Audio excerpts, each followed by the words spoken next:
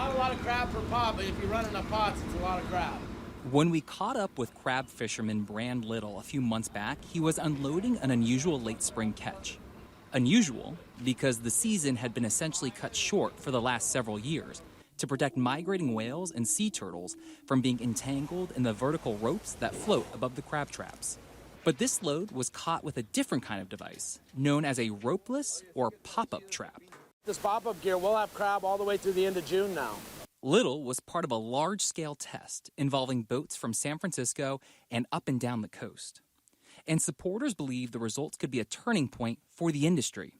Jeff Schester is with the nonprofit group Oceana. So this was the first season that the Fish and Game Commission allowed fishermen to use their full number of traps and up to 50 traps on a single string, and that string would have a pop-up unit at each end.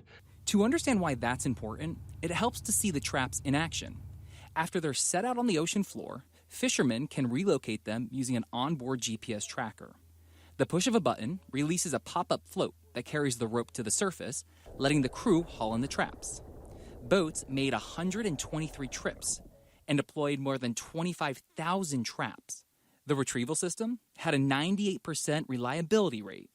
We were really pleased to see that not a single string of those traps was lost after over 1,000 gear deployments. So it really just demonstrated that this gear is ready for authorization. Manufacturers are now submitting the data as part of a formal request to the Department of Fish and Wildlife. If it's approved, the traps could be available as an option during spring closures. In what supporters see as a victory for both protecting marine creatures and keeping an iconic Bay Area industry thriving. And it's really exciting because this would be the first time that this pop-up gear would be actually authorized outside of an experimental context anywhere on the U.S. West Coast. So this would be a really big deal